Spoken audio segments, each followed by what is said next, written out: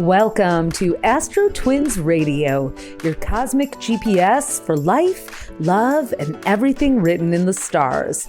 We're Tali and Ophira Edut, the AstroTwins, here to decode the astrology of the moment and help you navigate your destiny like a pro. What's up, everybody? Welcome to the week of shadow work and shady business. And let's throw in shock value for extra measure. It's May 12th to 18th. I feel like this year is just flying right on by. But, talk about, I hope. Yet it feels like it's been a decade. I hope everyone enjoyed the last couple weeks of sort of low cosmic frequencies because, well, we're back to some mid-month intensity, starting off the week with full moon in Scorpio, Monday, May 12th, and bookending it with Saturday's Sun-Uranus conjunction, aka the Uranus cazimi, and also Mercury, planet of communication, has serious friction with furtive, scandalous Pluto early in the week, and then with Mars, the planet of war, at the end. Let's start with that Scorpio full moon. It's an annual event, and there's only one this year. Same day as the Diddy trial, opening statements. And he is a Scorpio. So, Scorpio is the sign of mystery, transformation, secrets, scandals. It is the shadow worker, the phoenix that rises from the ashes in its highest form, the ground-dwelling scorpion that stings vengefully in its lowest. And, Scorpio is ruled by Pluto, which has been the hot topic girl of the month because Pluto went retrograde on May 4th. And, it really, when it did, dredged up what we called, we said, Pluto was going to bring some receipts. And it really has been. I feel like there's been so much filmed, so many people doing shady things and caught on camera more than ever, I've noticed over the past week and a half, and just, I don't know. The accounting is in. Doge accounting is only supposedly saving about $3 billion in its cuts, but costing over $1 trillion. So mega loss. I hope people will actually take those numbers in. Who are still pro Elon. But again, if they are, at this point, anyone who, is up to date on technology since at least 2010, you don't have to be a Silicon Valley superstar here to know that this was not about government efficiency. This was about mining people's data, getting everyone, talk about receipts. They have the receipts on everyone in the United States now, too. We might have the receipts on their inaction, but it's scary as Social Security and Medicaid are hanging in the balance with cuts. My, what a time. And, the lunar nodes, which we're going to talk about a little bit because we have to talk about the new Pope.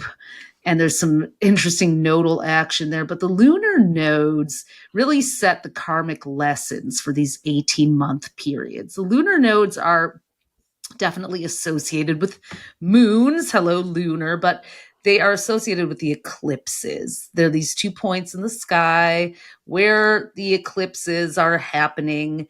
And they are really revealing the issues that are the most pressing for all of us. On January 11th of this year, they moved into Virgo, the south node, Pisces, the north node. Those are the Social Security Medicaid signs. Pisces rules hospitals, also jails, places you can't escape from. Old age, the elderly. And Virgo. Refugees, anyone seeking any kind of sanctuary too.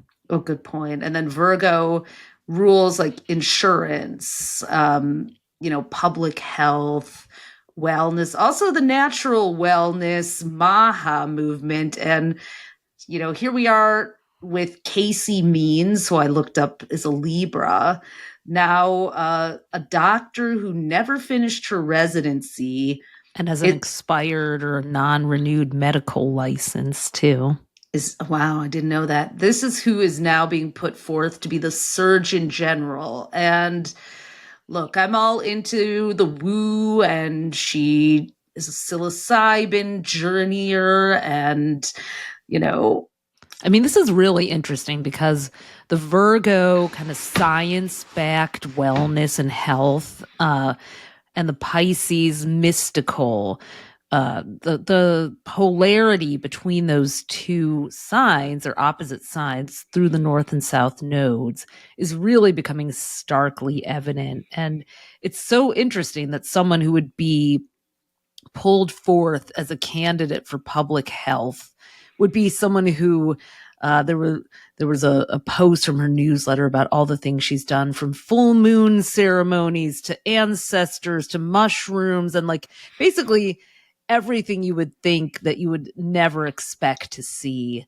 anyone in government or even being considered for a government position being openly admitting. And that's what's so like unsettling about this Maha movement that's going on, is that it's MAGA and health and wellness and all of that. And I was talking about that earlier today with a client who's in science. Just, the wellness world got really freaked out by chemicals and food, all the while that Neptune was in Pisces from 2012 until just this March 30th of 2025. We had this long transformation where people became really open to holistic healing and treatments and all these and psilocybin and plant medicine, all these what could be really positive transformational things. And then it got all mixed in with fear and the anti-vaccination movement during COVID. And it's created this bizarro blend that we're now seeing and working through with the Virgo Pisces nodes. So I think this week with the Scorpio full moon and Pluto retrograde bringing up the receipts, very interestingly, the day of the Scorpio full moon on Monday, Mercury, which rules information and is the ruler of Virgo, is at a square, a 90-degree tense square to Pluto. Pluto retrograde, the bringer of the karmic receipts. So, the full illuminating full moon is like a giant spotlight, but it's in Scorpio, which is all the mysteries and secrets and hidden things hidden in Pluto's underworld. So a big, just picture like the middle of the night, a construction crew setting up and ripping up the road and digging into the pipes when they put one of those gigantic lights up and shine and look what's in there. Like, why are they working on that in the middle of the night? I wonder often. But that is kind of what the Scorpio full moon is. So we have this strange brew of tech oligarchs in the government, it's just. And I feel like, it's like a lot of the things that Casey Means is into totally align with things that I love. I love an ancestor. I love, the idea of expanding your mind with psilocybin and full moon ceremonies. But finish your residency. If she did all that, had finished her residency, was a practicing license, like, you want science too, like, that's the thing. Like, being woo doesn't have to be in conflict with science and data and facts. I think it's really funny. Like, here we are as astrologers making it's like, it's just almost like a dissociation for me. It's like, I'm talking about these things, but I'm talking about astrology as a tool, not a rule. And I think what happens, like, things are just like, there's a time and a place for all this, for the wellness stuff, but the health and human services department is not when people, in my opinion, and since it's our podcast, that's where it's going to end up. It's just, it's. I think it's a misuse of the Yeah. 5D, because though we are spiritual beings having a human experience, we are still confined by gravity, you know? Just because someone's an Aquarius doesn't mean that they can fly without wings or, you know, a jetpack. Our bodies work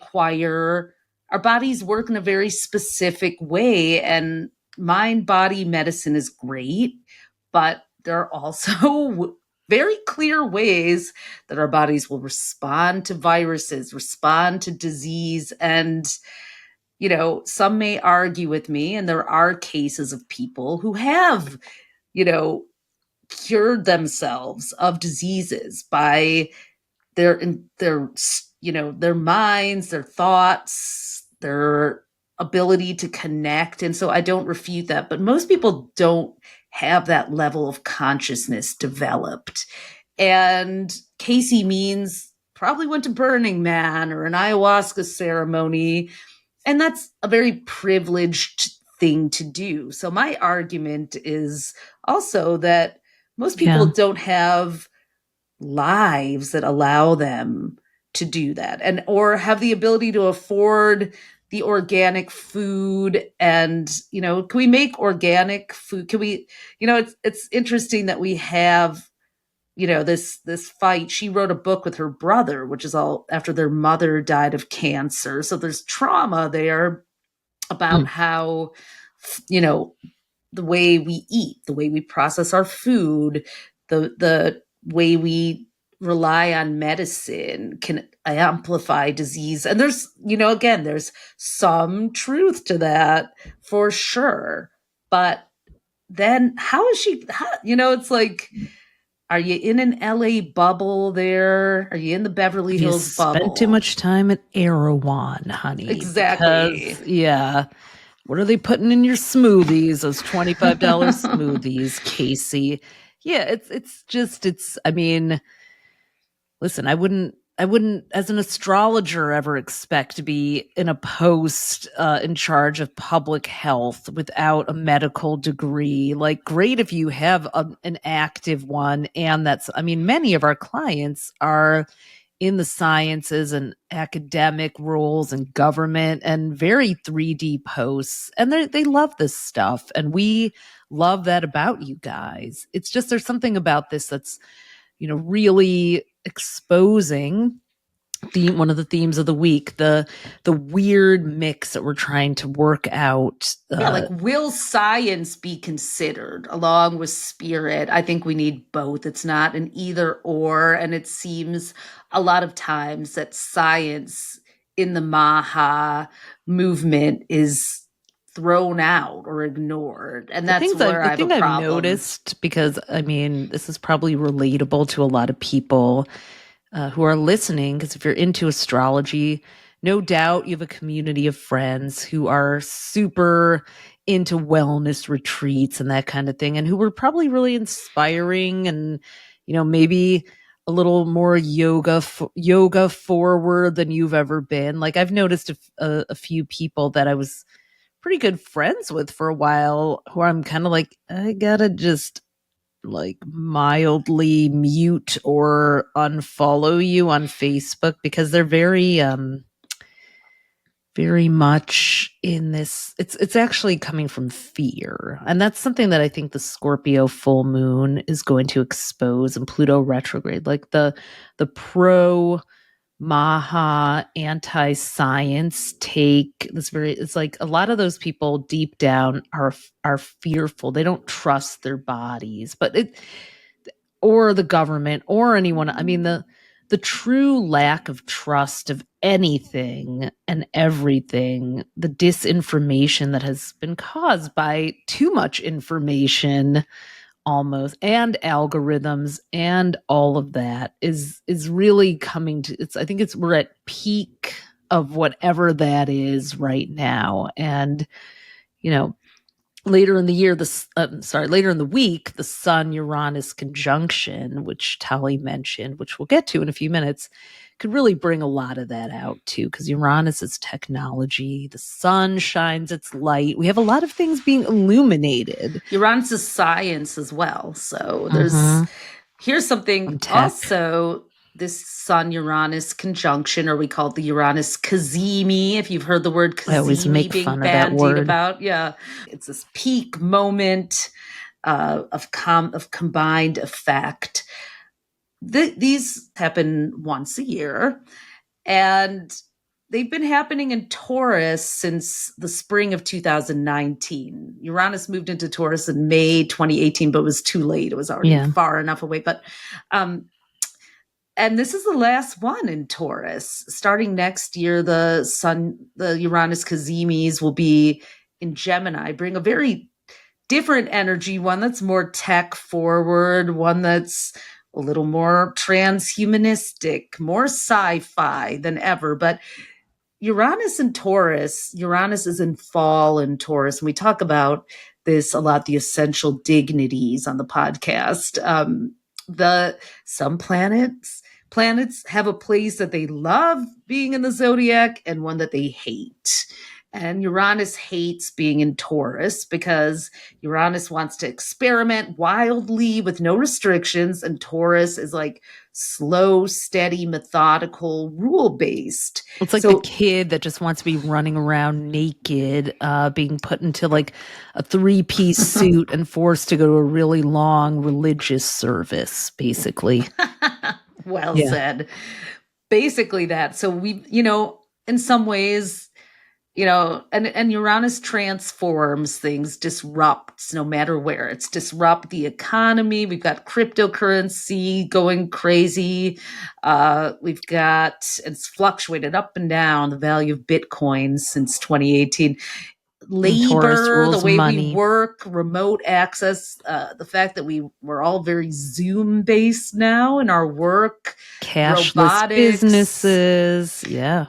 And Taurus is the body too. It's also, you called out a couple of years ago in our book, the trad wife. I did. Taurus can be super conventional and old fashioned, and Uranus is all things, electronic media. So the social media rise of the trad wife. Actually, interestingly, Elle magazine in the latest issue has an article about all these trad wives who are defecting and have a whole support network for each other. I was totally thinking, I was listening to that. Bye-bye, Uranus and Taurus. It's been nice seeing you. I hope they made a lot of money and didn't just give it all to their husbands. So Uranus and Gemini will probably, all the attacks on a trans community. I think Uranus and Gemini is going to bring some major pushback there. But 2026 is when we start to have those cazimis happening. But yeah, this one is like Taurus rules our personal values and the structures in our lives. So where might you need to optimize, digitize, modernize some of your regular structures, and where might you want to not, unplug and unhook a bit because, well, you just don't want people accessing your data, or you want to have more privacy. Maybe you don't need that. Speaking of those religious suits, let's talk about Uranus and Taurus and the clergy, aka the new Pope. Right. Drum roll, please, for the first American Pope, Pope Leo X1V. What is that? 14? I think so. Yeah. I know. It was like, no. Yeah. I don't know. Yeah. It is. Yeah. Yeah. What a name for, so he's a Virgo. Is it September 14th, 1955? We did a Instagram post about that, and so fascinating. The fact that he's a Virgo, he wants to be the Pope for the everyday person, which is so Virgo. He was Sagittarius Pope Francis's top pick there. But here's what I thought was so fascinating. I looked at their lunar nodes, their destiny lines, and both popes have a Gemini South node and a Sagittarius North Node, meaning they're coming from this Gemini energy, which is about bridge building, speaking multiple languages, kind of breaking the mold into the Sagittarius North Node. Sagittarius actually rules religion, wisdom, philosophical thoughts. Diversity, inclusivity. They're both pro-immigrant rights and, very anti all the inhumane treatment. So both Pope Francis and Leo with their Gemini South nodes. Gemini is also local action in neighborhoods. And what I really noted was how Pope Francis always lived among the people and was buried among the people too. We didn't want to be off in a castle. Now, Donald Trump is the opposite. He is the Sagittarius South node. He obviously missed the diversity memo on that, but he definitely has the too much opulence, sort of Jupiter, greed, god of the feast, Mar-a-Lago thing going on, and a Gemini North node. So Pope Francis was a Sagittarius with the Sagittarius North node. So his lessons were really in that ambassador of the world, and Donald Trump is a Gemini with a Gemini North node. So the art of the deal is, such a Gemini thing. I feel like he is, and actually, I thought in my mind, I wasn't thinking when I did the post, I was like, oh, JD Vance has the same nodes as the Pope, but no, he actually has the same nodes as Donald Trump. So Trump and Vance are both Sagittarius South node, Gemini that makes North. More sense. And they're using this worldly, they're worldly when it benefits them. They're using it for the Gemini expression. They're both married to women from other cultures and countries, but conveniently forgot that Trump is now going to meet with, the Saudis, I think, and all these Arab nations to make deals for and they're paying him in the Trump meme coin. So he's making a fortune in his international deals, but they're paying him basically off the books. And JD Vance, after being rejected by Greenland, was in India with Usha, where they're going to start up some businesses for themselves, I think. So, they do global, but in a very different way. So I just feel like, and he's a bad luck charm wherever he goes, clearly. I know. Look what happened. Dies, India and Pakistan start a war. Just saying, Oh my God, Vance, you're not going to be the guest airlifted into anyone's wedding in Dubai. Okay, such a bad luck charm. Oh my God. Oh, wow.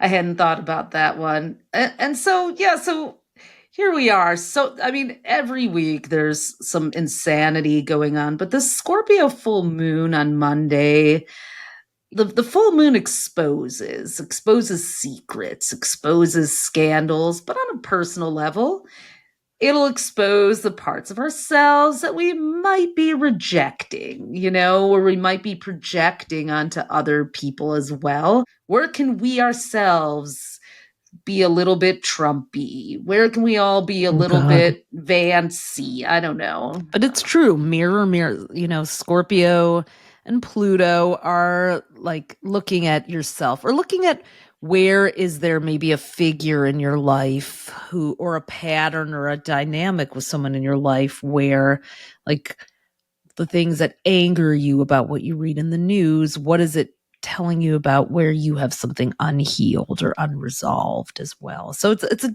is absolutely a great time for some psychological self-examination, really looking into those patterns. I'm reading a really great book by Dr. Galit Atlas called Emotional Inheritance.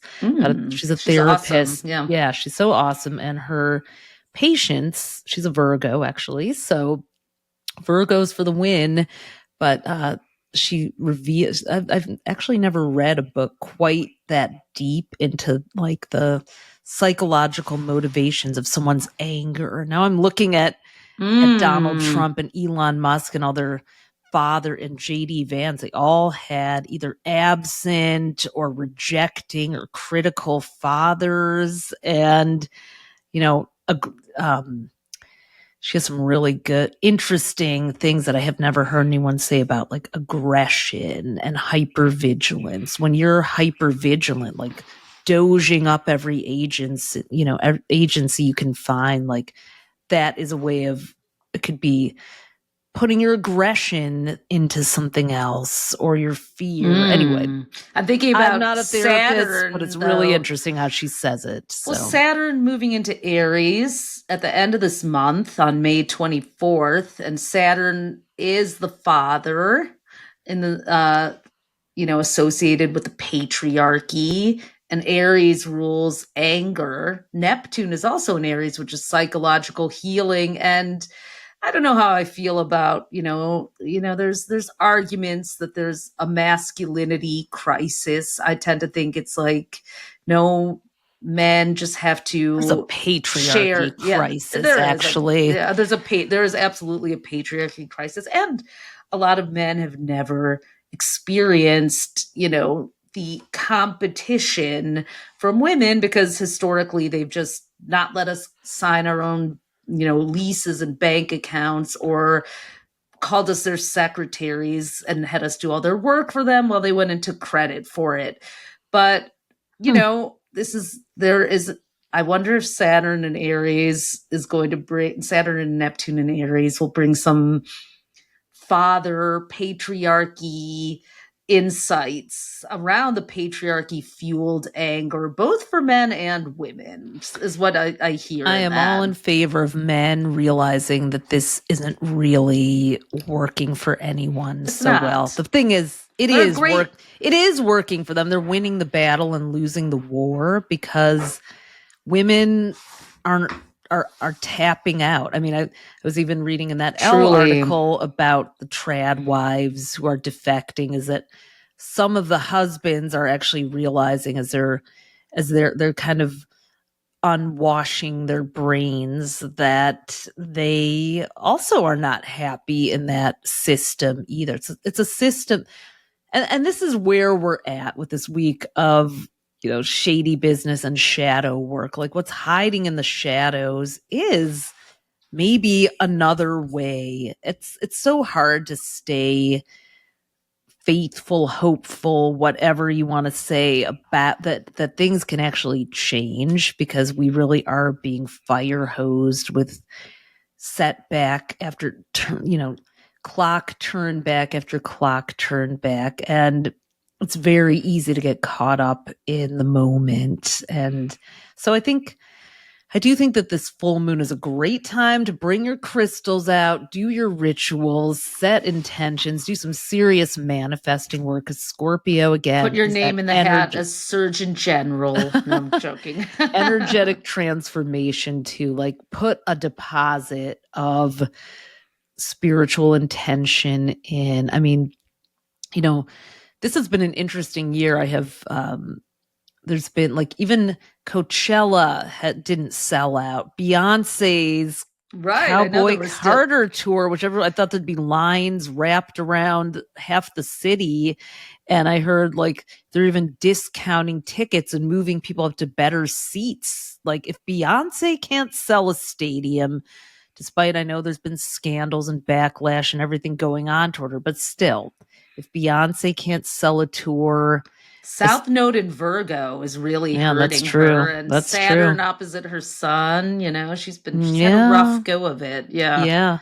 But still, and even Coachella, though, I mean, which is kind of deserty in Virgo. Burning Man hasn't sold out either, and it was like so hard to get tickets in recent years. Yeah, like a lot of, I think it's Pluto and Aquarius too, like group gatherings, community gatherings we're at the beginning of Pluto and Aquarius, and they're all shifting. Like we really need to think about, why are we coming together? What are we coming together for? And having a purpose for that, but also bringing our energy together, on the spiritual plane. With intention, with consciousness, that sort of thing is important. And by the way, what did sell out though was Lady Gaga's tour. People were waiting in line in Seattle for tickets, and she had to add a third show. So her message is hitting. She's an Aries, and with all the Aries energy, the North Node just finishing its tour of Aries, and the Neptune and Saturn and Venus being in Aries, even retrograde. It's like her message of support for the queer community, for liberation, independence, artistic expression is hitting the mark and selling out. That's really interesting. I guess, you can't be halfway about stuff right now. Yeah, I mean, I love Cowboy Carter. It's an amazing album. And I just feel like Beyonce is getting South noded. Yeah, when the South Node is in your sign, it's almost like you're the like Pope is like, a Virgo, so that's interesting. But he has a mission. He has like, you sort of have to. It is like you have to be on this hero's journey. I saw Beyonce. I mean, I love that she brought little Rumi on, and it was really touching. But I'm like, Beyonce needs a break. She's got 3 kids and she's in her 40s now. Like, are we expecting her to dance like Shakira and Jennifer Lopez at the Super Bowl? I'm just like, she's been through, like, they've just been dragged in the Diddy stuff without proof. And I'm like, I just feel like I can just see her. I can see that she's hurting right now. Her Scorpio moon. Yeah. God knows what she's covering up and holding in and trying to hold together. So, yeah. But I mean, with Lady Gaga, it kind of feels like, another Scorpio moon too. But it sort of feels like what you see is what you get. And you know what I also think it is? Speaking of kind of going back to what I was saying about dissociated anger and everything, like, Lady Gaga is like a fierce channel for all that emotion. It's like, I love Cowboy Carter too, but it's like a lot of people don't really know the songs, and, like they did some of her past albums. I love that she like took that artistic chance. She really did something revolutionary there, but I think people want to just like, just like rage scream right it now out, and like, yeah, like Lady Gaga is like the avatar for the rage that we're all trying to express and feel like has been muted in us. So I'm raging inside right now because I just read that a group of Afrikaner quote unquote refugees from South Africa, people who are part of discriminating, oppressing, white Dutch people in South Africa who are responsible for apartheid becoming a global term, are saying that they're discriminated against in South Africa, so are being given refugee status.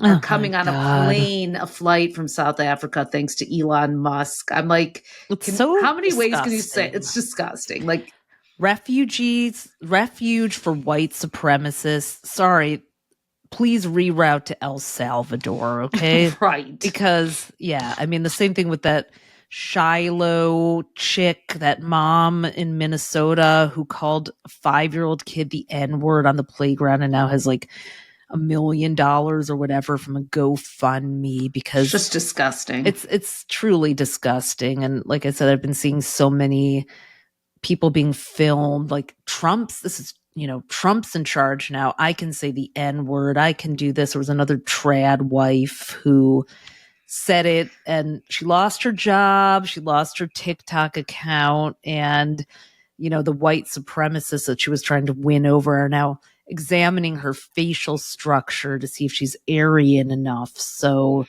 you've got to be kidding me. This is what it's come to. And that's the thanks you get for trying to please those people. But they're also happening. They're also being, I would call them distractions, but they're part of this systematic assault. But I have to believe that karma will catch up with people. It always does, but it's hoping this week we see a little bit of that. So let's, So Scorpio full moon, please heal and reveal. I feel like I'm, in the movie Frozen, revealed it, whatever it was, I gotta get that out of my head. My daughter was of Frozen age when that movie came out, and Anna and Elsa are banned from my ear canal forever. Let's talk about Saturday's Sun-Uranus meetup, which is a day also of surprises. Once a year, like we said, they're cazimi, and the sun is your sense of confidence, boldness, it's leaders. Uranus, sudden changes. We could see a sudden change of leadership. We could see something, it is a Saturday, but we could see something with technology. Wasn't there's supposed to be some kind of big announcement coming this week from Donald Trump, I believe. Who's buying TikTok, pretty much, right. Maybe the something big, like beautiful that. bill, whatever. Yeah, ridiculous. The big, beautiful bill, right? Yeah. Guts Medicaid. Yeah. Yeah, but there could be some kind of shakeup or surprise of some kind as we close around out the Taurus budget, season. around tariffs, around money, tariffs, technology, something that impacts our day-to-day lives. Crypto, maybe he's rolling out another coin, something along those lines. So we'll probably see that going into next week, but that day is definitely a big one. And yeah, so and on a personal note, a really important day for doing some grounding, really doing some budgeting work, looking at where you might be bleeding some money, or innovative ways to earn some money online or through your community. This could be the prompt of a side hustle that turns into your something influencer profitable. moment. Yeah, maybe it's time to make money in innovative ways, supporting each other, that sort of thing. So, and then, on Sunday we have the Mercury Mars square. So could be just a lot of thoughts, a lot of anxious spinning thoughts, arguing, bickering. They're in fixed signs. Mars is in Leo, Mercury's in Taurus. So a lot of people digging in their heels. And so take it easy this weekend. This weekend has erratic energy, and It does. a lot of people fighting, being contrarians. Uranus is the rebel, loves to play the devil's advocate, and mouthy Mercury clashing with Mars, which is the combative planet, can just make people just like take out their anger and aggression on each other too. So watch that lingering residue from the Scorpio full moon too, because it may, and the Mercury Pluto square on Monday could stir up a lot of things that were buried, from resentments to vulnerabilities to just betrayals or anger that you thought you forgot about. That's going to be kind of bubbling up, and the sand and in the water that's stirred up all week long. So just try to make sure you also, with Mercury now in Taurus, like grounding things that bring you back. Singing, Taurus is the throat, Mercury is communication.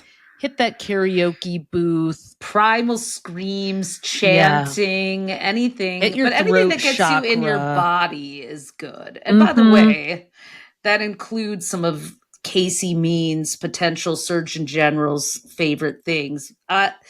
Look, I would love a Surgeon General with some woo, but if they don't also do the work to finish their medical degree and they don't have a sense of reality there, then I'm a no. I'm a hard Or if they pass. have unresolved issues around their father's illness that have an unexamined psychological state that they've transferred into some of their work and practices. It's what I really, people, it's just no, hard no for me. Oh, God, it's just, it's tough. It's a tough time. There's just, I think one of the things, the techniques that we're seeing being used are very Jupiter and Gemini, where you take something that's clearly, reprehensible, but then you use it to justify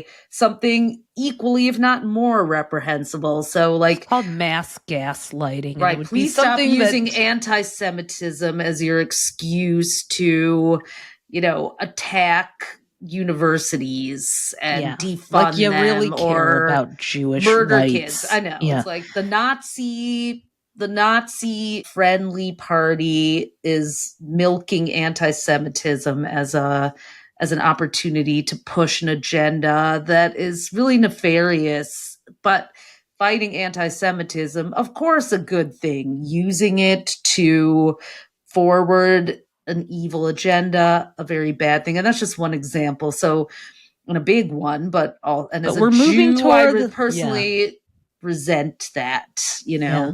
But we are, yes. But luckily, we're moving into Saturn in Aries next week. Jupiter's moving into Cancer in less than a month, June 9th. Uranus into Gemini. So the pendulum swing, whatever it may bring, is there. Yeah, I'm thinking Jupiter in Cancer could, have an impact on food and eating, and actually that aspect of do we have a solution for how to give people organic food while also taking down Monsanto? Kids discuss. We'll be back next week with more, and if breaking news happens throughout the week, as it always does. Catch us on Instagram.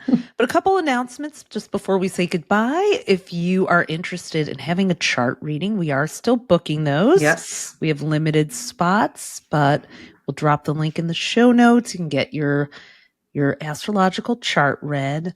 And we have a couple of upcoming events. Summit season. It's summit season this Friday, May 16th. If you are a woman or an ally of women and you want an amazing day of professional support, the Win Women in Negotiation Summit, I'll be speaking there, and I'll be there all day in New York City. And then in early June, we've got Summit Detroit. That is a by application only, amazing action-packed 3 days in our hometown of Detroit.